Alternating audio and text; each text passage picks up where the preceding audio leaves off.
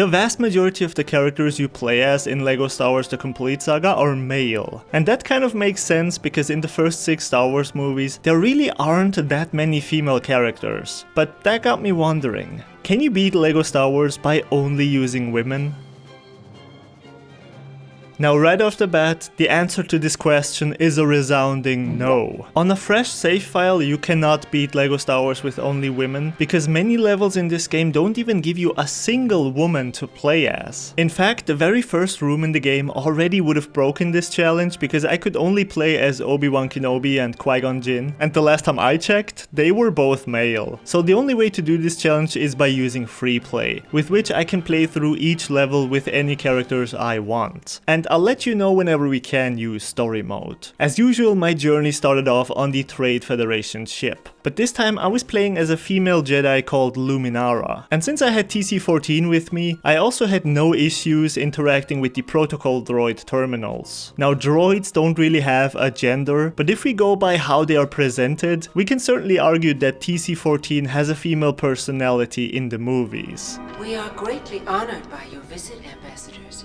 Make yourselves comfortable. My master will be with you shortly. You get destroyed in the story mode as well, so you can at least clear parts of this level with her alone, but I once again needed Luminara to make it past the energy barrier at the end. As far as I could tell, there is not a single female character with a high jump in this game, which was an issue because the very second level requires you to have that ability in order to continue. Normally you'd have Jar Jar here to make the jump onto these rocks, but I wasn't allowed to use him, and jumping past the pillar was no good either since I was now just stuck between 2 high jump points. I actually had to restart the level at this point because I couldn't find a way out again. So it seemed like this might already be the end of the challenge, but then I remembered a small trick that speedrunners use to reach higher platforms. You can pull it off by performing a ground pound and then swapping characters at the right time. So I think this only works in free play, but this allowed me to jump just high enough to reach the top of these pillars. I had to use this trick again later on to climb another wall before making it to Theed Palace. This was actually the first level that I could fully play in story mode, since I had access to Queen Amidala the entire time. She's undoubtedly one of the worst blaster characters in the game, but luckily there wasn't anything she was unable to do in this level, so I got by just with her alone. You might be wondering how I dealt with levels such as the Mos Espa pod race, and honestly, I wasn't sure. After all, I couldn't drive around as Anakin, which means I had to find a vehicle that was being piloted by a woman. And while there were very few female-led ships available, I did luckily find one in the form of Zam's airspeeder. Zam is that bounty hunter who will try to murder Padme in a few minutes, and thankfully her airspeeder is a vehicle you can use in this game. It's not as cool as any of the other pod racers, but it was just as fast and maybe even a bit slimmer, which made the race pretty easy for me.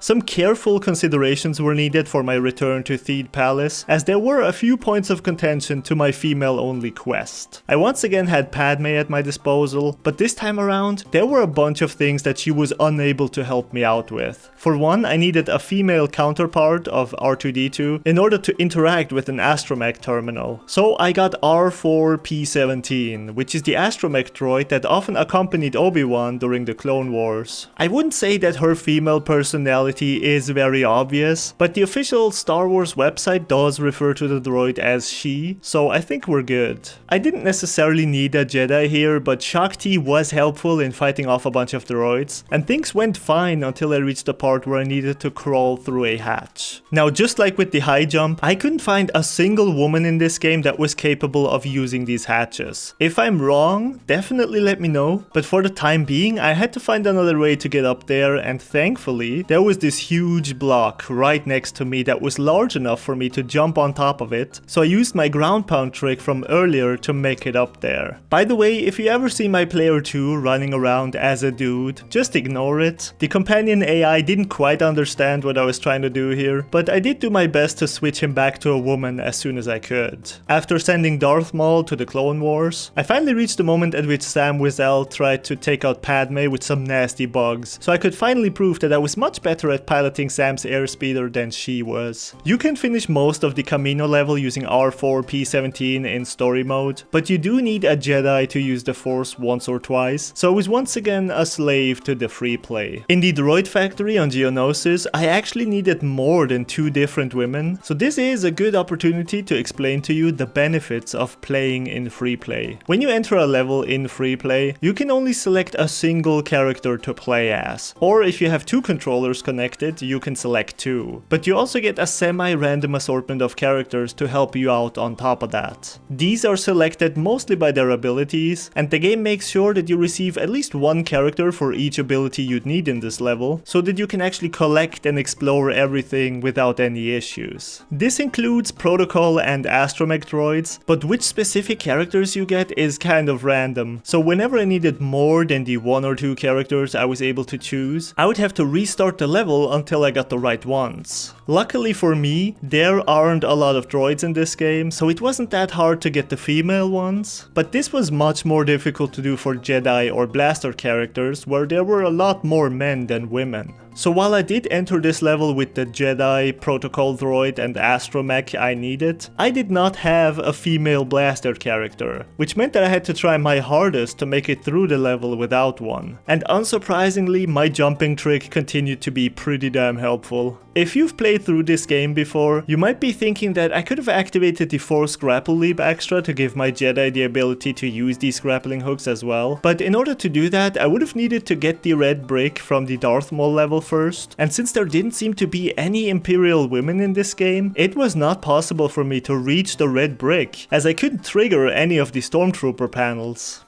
The Geonosis arena was super easy, and in Gunship Cavalry I once again chose Sam's airspeeder, but unfortunately there was an important ability that this ship didn't have, and that was the ability to tow bombs. Without this, there was no way for me to make it past these energy barriers, and even though there is a glitch that allows you to make it past the barrier while it's intact, you still need to use a bomb for it to work.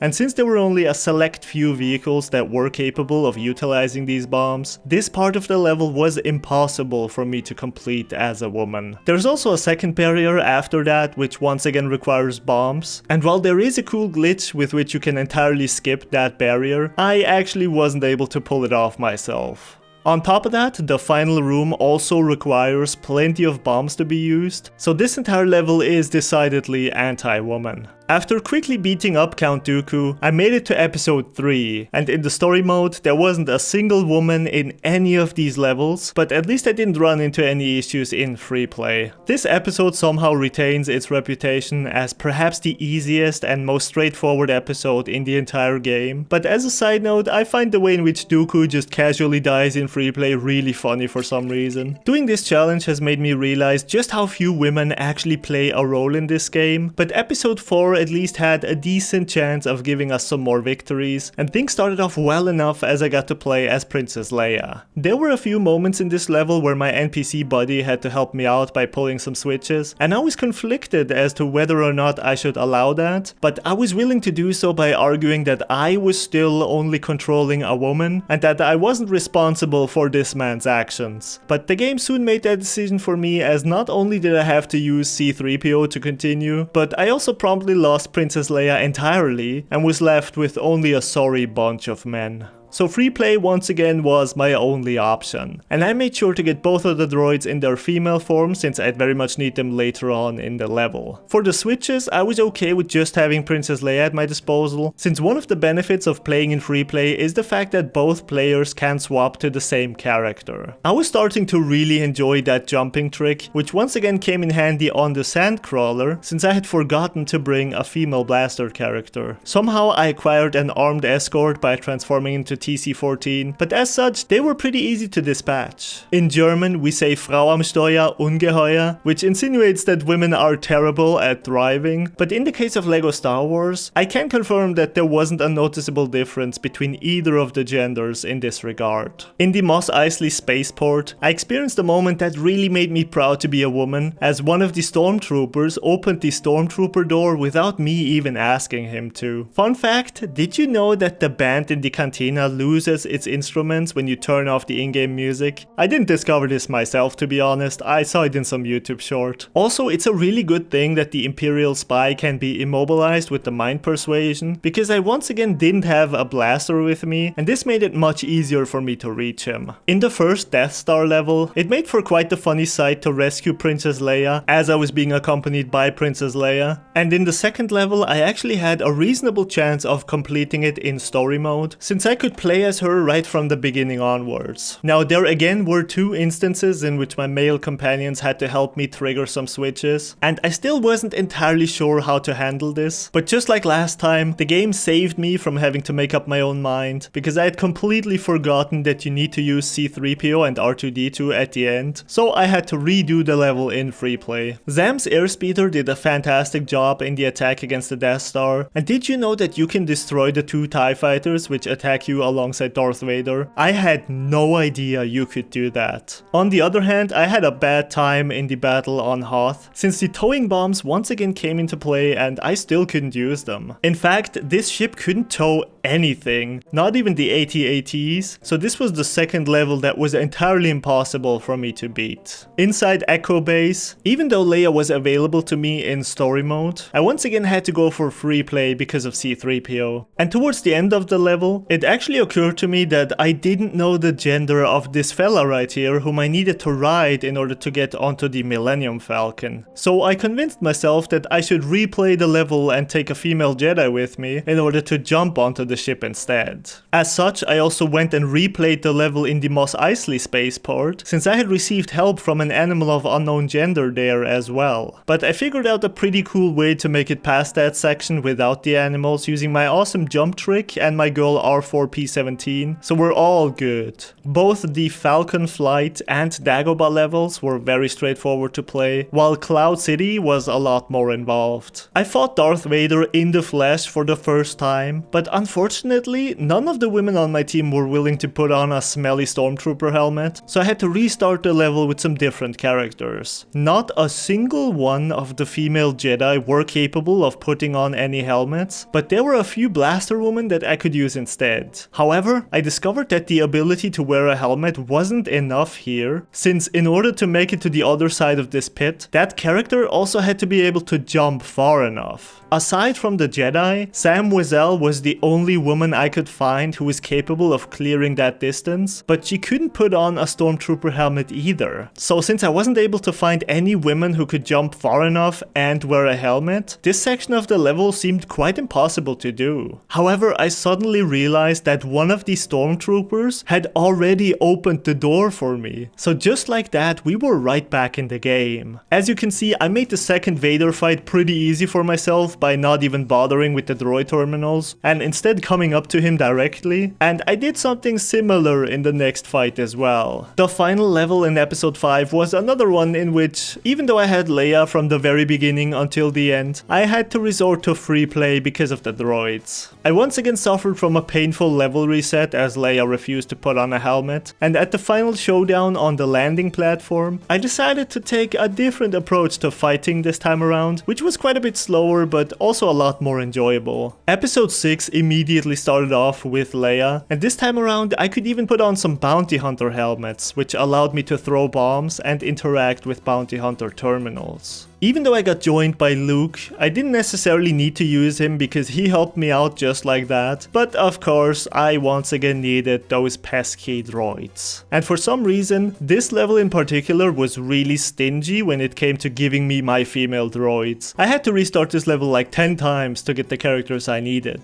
That was okay though, because doing this level in free play was still a lot faster than story mode with how many things I could easily skip. I played through the majority of the next level before realizing realizing that I might have needed a blaster character in my party, but I barely got by without restarting the level thanks to my jump. The fact that the enemies on top of the main skiff kept respawning was so annoying, but I discovered a neat little shortcut to end the level a tiny bit faster. The speeder showdown was pretty straightforward, and this was actually one of the few levels in this game in which I didn't need any droids at all, but I still had to use free play in order to use the Force. Endor immediately tried to hit me with a hatch that I needed to use, but I instead resorted to flying over the chasm using R4. Inside the Imperial outpost, I was very afraid that I'd have to use one of the hatches there, and unfortunately that did seem to be the only way to go trigger that switch inside. I tried to get my companion to go through it and trigger the switch for me, and for some reason the mad lad actually went inside, at which point I was able to swap to him and trigger the switch myself. However, he came inside once more, and no matter how hard I tried, I couldn't get him to leave again, which meant I didn't have a way out anymore. So I reset the level, and this time I still let my NPC buddy go through the hatch, but I didn't come with him and instead used my Force on him, which for some reason caused that stormtrooper to pull the switch all by himself.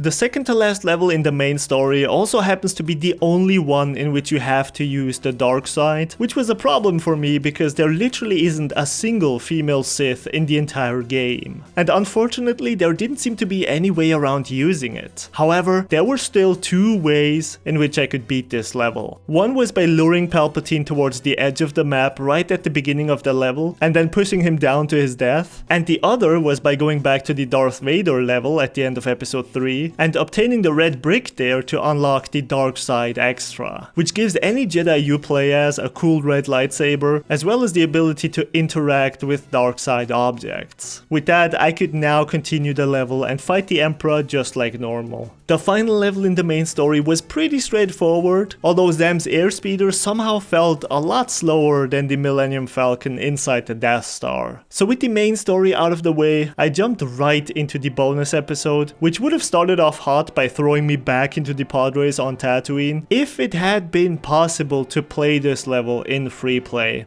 which it wasn't. Therefore, this brings our number of impossible levels to 3.